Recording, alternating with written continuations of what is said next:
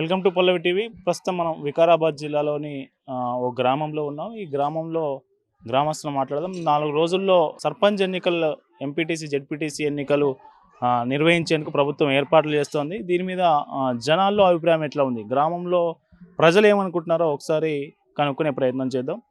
ఏం పేరు తాత? అంతా నా పేరు. అంతయ్య నా పేరు అంతా అంటాను. ఇప్పుడు గవర్నమెంట్ ఎలక్షన్లు పెడతాట, సర్పంచ్, ఎంపీటీసీ, జెడ్పీటీసీ ఎన్నికలు పెడదామని చూస్తుంది. మళ్ళీ ఏ పార్టీ కోటెత్తావు? ఇప్పుడు గతంలో బీఆర్ఎస్ ఉండే, ఇప్పుడు కాంగ్రెస్ అధికారంలో ఉంది. టీఆర్ఎస్ గుద్ద మీద దాన్ని కాంగ్రెస్ చేస్తాం మేము. భూములను తీసుకున్నాడు కేసీఆర్, లేకుండా చేసిండు.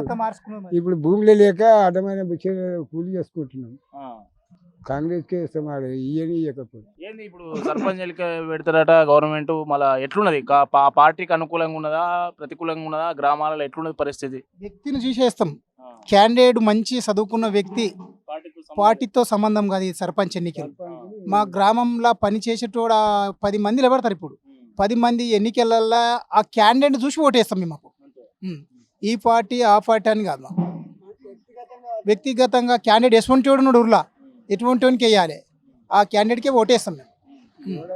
ఇప్పుడు సరే, మీరు క్యాండిడేట్ కోటేస్తా అని చెప్తున్నారు, కానీ క్యాండిడేట్లకు సంబంధించి గతంలో సర్పంచ్లుగా పనిచేసిన వాళ్ళు చాలా మట్టుకు అప్పులు తెచ్చి పనులు చేసిరు. వాళ్ళ పెండింగ్ బిల్లులే ఇంకా రాలే. 10,000 కోట్లు, 8,000 కోట్లు ఎంతో ఉన్నది. మళ్ళీ వాళ్ళ ఇప్పుడు పెండింగ్ బకాయిలు అట్లా గవర్నమెంట్లు పెట్టుకుంటూ పోతుంటే కొత్తగా వచ్చేటోళ్ళు సాహసం చేసి వస్తారా సర్పంచ్గా నిలబడడానికి? ఆ పరిస్థితి ఉందా మీ ఊర్లో? ఎవరైనా ఉన్నారా? ఎంతమంది రెడీగా ఉన్నారు? 10-20 మంది. ఇప్పుడు ఎవరికి వస్తారు రిజర్వేషన్ తెలియదు కదా. రిజర్వేషన్ వచ్చినాక డిక్లేర్ కావాలి. ఎస్సీకి వస్తుందా, బీసీకి వస్తుందా? ఈ గవర్నమెంట్ ఎట్లుంది? కాంగ్రెస్ గవర్నమెంట్. గతంలో మీరు బీఆర్ఎస్ చూసారు, ఇప్పుడు కాంగ్రెస్ చూస్తున్నారు. 1.5 దాటింది. ఎట్లుంది కాంగ్రెస్ ప్రభుత్వం? అయితే ఇప్పుడు రేవంత్ రెడ్డి అన్ని చెప్తున్నాడు. అప్పు చెప్తున్నాడు, ఆమ్దాన్ చెప్తున్నాడు, ముంగల చూపెడుతున్నాడు. ఇది మన సంసారం గిట్లున్నా చూసుకోండి అని మొత్తం చెప్తున్నాడు. ఇప్పుడు ఆయన చెప్పినందుకు ఏమంటున్నామంటే, వీడు అన్ని చెప్తున్నాడు, వీడు చెప్పకుండా చేసిండు.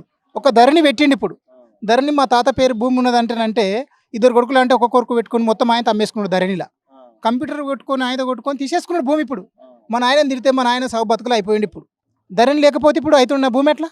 అది భూముల కోసం మొత్తం పెద్ద మనుషులు తెలియకుండా అంతా నాశనం చేసేసి కేసీఆర్ ఓవర్ పేరు మీద ఓవర్ పేరు మీకు, ఓవర్ పేరు మీద ఓవర్ పేరు మీకు మొత్తం నాశనం 4 వాళ్ళు చేసి. ఇప్పుడు రేవంత్ రెడ్డి వచ్చింది, మళ్ళీ ఎంఆర్ఓకి వచ్చింటే భూమికి వచ్చి చెక్ చేసి దాన్ని చూసినాకనే పట్టలు అవుతాయి.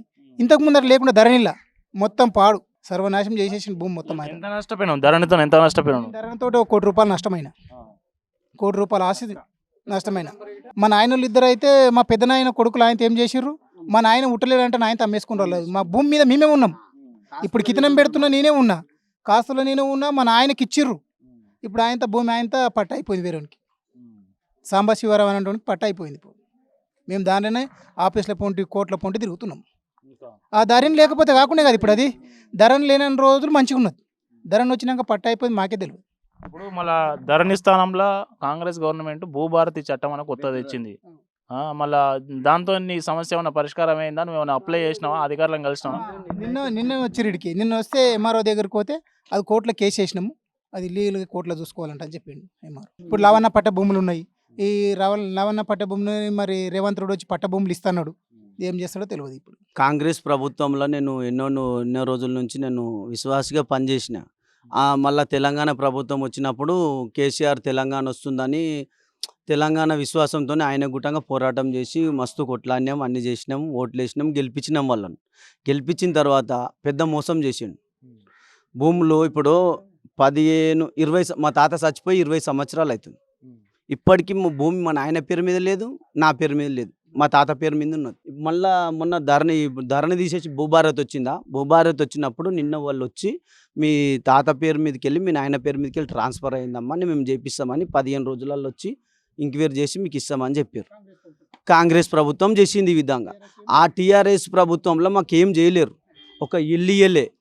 భూభారతి భూములు, మా భూములు వెనకతల సగం భూములు కొల్లగొట్టుకపోయారు. మళ్ళా ఇంకోటి ఏంటంటే ఇంటింటికి నల్ల అన్నాడు. మా ఇంటికాడ నీళ్ళే వస్తలేవు. ఇప్పటికి నీవు నడువు, నేను చూపెడతా. ఏది మన మిషన్ భగీరథ ఒక్క నీళ్ళు గుట్టంగా ఇప్పటికీ రావు. మా తాన రైతు బంధు మా తాత పేరు మీద ఉన్నది కాబట్టి అది రాలేదు సార్. అబద్ధమని చెప్పాలి.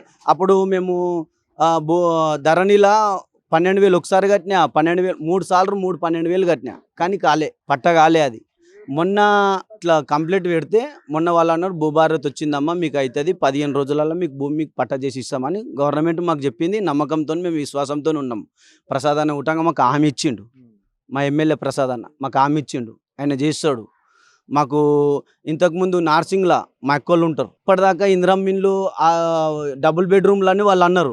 ఇందిరమ్మిన్లని అన్నాడు కదా రేవంత్ రెడ్డి ప్రభుత్వం. మొన్న ఇందిరమ్మిన్లు వచ్చింది, బీస్మెంట్ లేపినా, పిల్లలు రేసినా. ఇప్పుడు నార్సింగ్లో విటంగా చూడ అట్లా నడిపిస్తున్నా.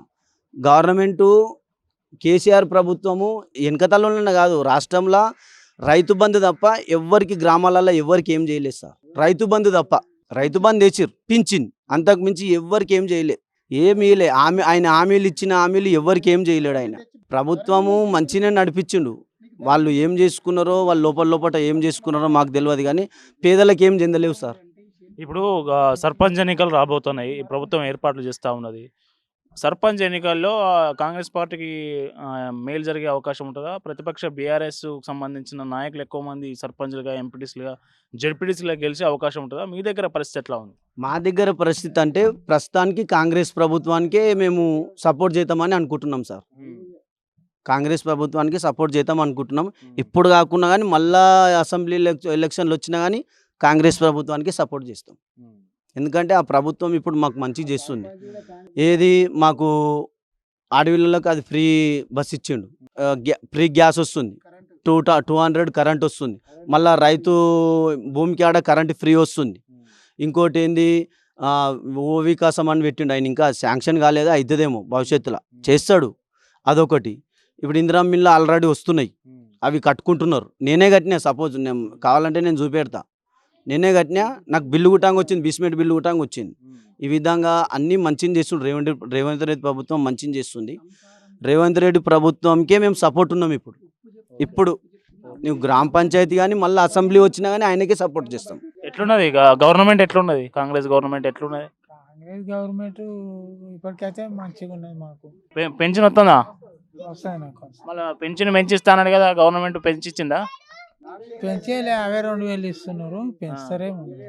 ఇప్పుడు గవర్నమెంట్ సర్పంచ్ ఎన్నికలు పెడతాట, మళ్ళీ ఏ పార్టీ కోటెత్తావు? ఇక ఆపోతే ఎట్లా ఎక్కడ బుద్ధి పుడితే అక్కడ. ఇప్పుడు ఇప్పటి సంది పేరు చెప్పిస్తే చేస్తాం, చేయకపోతే దాచుకునేది కాదు. నీ పేరేం పేరమ్మా? నా పేరు లలిత. ఇప్పుడు ఉచిత బస్సు పెట్టింది కాంగ్రెస్ గవర్నమెంట్. ఫ్రీ గ్యాసు, 200 యూనిట్ల వరకు ఫ్రీ కరెంట్ ఇస్తాను ఇంట్లకు. నీకు వస్తాయి అన్ని? నువ్వు బస్సు ఎక్కుతున్నావు? ఏం లేదు నాయన, పైసలు పెట్టే కొంటున్నా. ఎంత పెడతావు? 1000 రూపాయలు ఉండే, ఇదివరకు ఫ్రీ గ్యాస్ రాలేదు మాకు, రాలేదు. 500 రూపాయలకే కదా గ్యాస్ ఇప్పుడు? లేదు, 1000 రూపాయలు. మేము ప్రైవేట్లో అప్పుడు కొనుక్కున్నాం కదా. ఇప్పుడు ఫ్రీ గ్యాస్ అనేది మాకు ఇయ్యలేరు. ఇంకా ఇచ్చిందంటే నేను అవద్దాం మాటలు మాట్లాడితే. ఇప్పుడు ఫ్రీ బస్సు పోతున్నావా? బస్ ఎక్కి పోతున్నావా ఉచితంగా? ఇగో నాకు వస్తున్నప్పుడు పోతున్నాను ఆయన. నా కొడుకు చనిపోయిండు, నేను ఒక్కదాన్ని అనాథగా అయినా, నా మొగడు నేనున్నా, అనాథగా అయిపోయినా. ఇల్లున్నది అవతల ఇల్లు, ఏ దానికి అదే ఉన్నది, ఏ దానికి ఏం చేయలేను. నా కొడుకు దాటిపోయిండు. ఈ యాక్సిడెంట్లో పోయి సంధి నేను అనాథగా అయిపోయినా, తినాక తెలుగు సంసారం అయిపోయింది. అంతేగాని ఇప్పుడు నేను గ్యాసుకు బస్సుకు తిరిగేటట్టున్నా, కోశం లేక. ఏడికోక ఒకనాడు పోతా, 2 దినాలు పోతా. ఆహారం లేదు నాకు, ఆహారం లేక పోతున్నా. కానీ నాకు ఏంటి మీద జాంతం లేదు నాయన. నాకు బిరి గ్యాస్ రాలేదు ఇంకా.